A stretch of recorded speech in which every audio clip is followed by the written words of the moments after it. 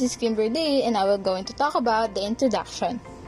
Having an entrepreneurial orientation stimulates a firm towards innovation, improving its products and services, and launching new product lines. Innovation can open new markets for a company, and being the first mover to launch a new product or service can be an advantage over competitors. But not always. Innovation is important in strategic management. A firm is improving its product and services or developing new ones to stay competitive. Following by Lesson 2, which is Entrepreneurial Orientation. Richard Cantillon used the French term entrepreneur, or literally undertaker, referring to those who undertake self-employment while also accepting the uncertain return. Behaving entrepreneurially can help a person's career as well. Some enterprising individuals successfully navigate through the environments of their respective organization and maximizing their own career prospects by identifying and seizing new opportunities. Entrepreneurial orientation is a key concept when executives are crafting strategies in the hopes of doing something new and exploiting opportunities that other organizations cannot exploit. EO refers to the processes, practices, and decision-making styles of organizations that act entrepreneurially. There are 3 characteristics associated with entrepreneurial orientation. First is innovativeness. Innovativeness is the tendency to pursue creativity and experimentation. Some innovations build on existing skills to create incremental improvements. The second one is proactiveness. Proactiveness is the tendency to anticipate and act on future needs rather than reacting to events after they unfold. Lastly, the risk-taking. Risk-taking refers to the tendency to engage in bold rather than cautious actions. Let's move on in building an entrepreneurial orientation. Steps can be taken by executives to develop a stronger entrepreneurial orientation throughout an organization and by individuals to become more entrepreneurial themselves. For executives, it is important to design an organizational system and policies to reflect the 3 dimensions of entrepreneurial orientation. Hi, I'm Shaina. For the next topic, why innovate? Number 1. Firms must continually innovate to stay ahead of the competition. And that is the reason why innovation is important. Besides, firms who are dissatisfied with their so-called success will find themselves outsmarted and left behind, with other competitors winning over their customers. Innovation is usually the strategy of new business startup to enter the capture market. Number 2. Blue Ocean Strategy. Blue Ocean Strategy is one way that innovation can capture new markets. This involves creating a new untapped market rather than competing with rivals in an existing market. This strategy follows the approach recommended by the ancient master of strategy, Sun Tzu. In the quote, "It is best to win without fighting." Instead of trying to outmaneuver each competitor, a firm using Blue Ocean Strategy tries to make the competition irrelevant and non-existent. Besides, firms that create blue oceans experience a temporary competitive advantage. And by how long will this temporary competitive advantage last will depend on the particular combination of internal and external factors created in the first place. Needless to say, the more successful a company is with the Blue Ocean Strategy, the more attention they will receive from the potential competitors who want to get into a position to benefit from those same advantages. Proceeding to first mover and types of innovation. Number 1. Being the first mover can provide the firm a competitive advantage, but competitors who wait may be the ultimate winners. A famous cliché contends that the early bird gets the worm applied to the business world will suggest that certain benefits are available to a first mover engaging in the market. A first mover advantage exists when making the initial move into a market allows a firm to establish a dominant position that other firms struggle to overcome. First moves that build on strategic resources, such as patented technology, are difficult for rivals to imitate and thus are likely to succeed. Number 2.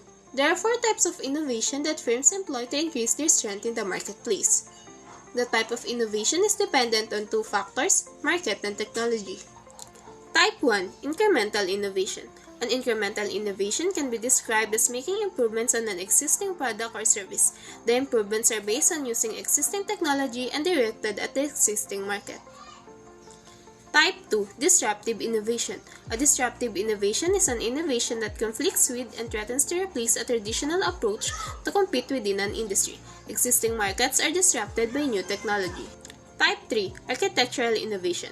This occurs when new products or services uses existing technology to create new markets and or new consumers that did not purchase that item before. Typically, firms alter the architecture of the product to create a new product that opens up sales to new markets. Type 4. Radical innovation. This occurs when new products or services are developed using new technology that open up new markets. The airplane is a good example of a radical innovation. It used an entirely new aeronautical technology to open up a whole new market for people traveling. Next up is implementing innovation, product life cycle, and crossing the chasm. When innovation creates a new product, it typically goes through 4 stages within the marketplace. First, introduction. This is when the product is launched with the hopes that it catches on and sales are low. Next is growth. This is when the product catches on and sales increase with time. Competitors jump in, but the rivalry among competitors is not really strong yet, and there are plenty of sales at all. Next, in maturity stage, the sales will begin to level out, growth slows, and competition increases. Shakeout also occurs with some competitors leaving the market or being acquired by others on the last stage. Lastly is the decline stage is when the sales are starting to decline. More consolidation occurs with firms looking for exit strategies. A few firms remain. Next is crossing the chasm. This is when a new technology is launched. Often there are technology innovators, enthusiasts who will purchase the new technology to check it out. A few more, called early adopters, will also want to try out new product. Next is making cooperative moves. There are 4 commonly used cooperative moves used by firms. First is the joint ventures. This involves 2 or more organizations that contributes to the creation of a new entity. Next is the strategic alliance. These are cooperatives arrangement governed by contact between 2 or more organizations that do not involve creating new entities. Next is the mergers and acquisitions. This is when the 2 organizations combine into one. Mergers typically occur between mergers and like-sized firms. Now, we will go to responding to innovation in the market. Executives in many markets must cope with a rapid-fire barrage of attacks from rivals, such as head-to-head advertising campaigns, price cuts, and attempts to grab key customers. Next is responding to a disruptive innovation. When a rival introduces a disruptive innovation that conflicts with the industry's current competitive practices, such as the emergence of online stock trading, executives choose from among 3 main responses. Another one is fighting brands or get ready to rumble. A firm's success can be undermined when a competitor tries to lure away its customers by charging lower prices for its goods or services. Co-location refers to a situation when goods and services offered under different brands are located. Co-opetition is a term that refers to the blending of competition and cooperation between 2 firms.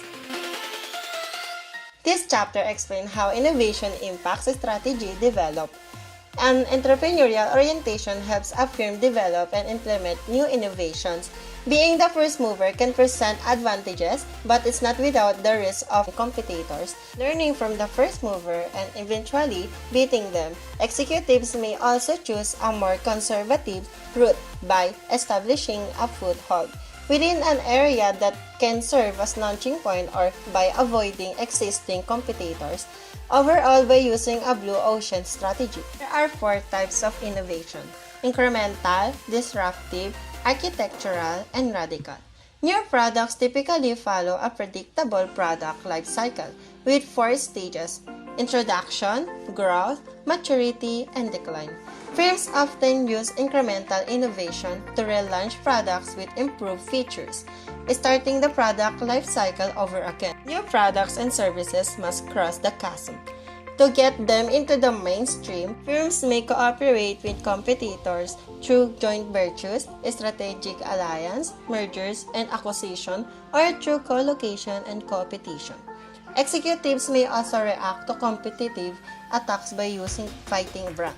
All of these efforts by firms are part of the strategic management process that executives must respond to if they want their companies to be successful. That's all for our report. Thank you for listening.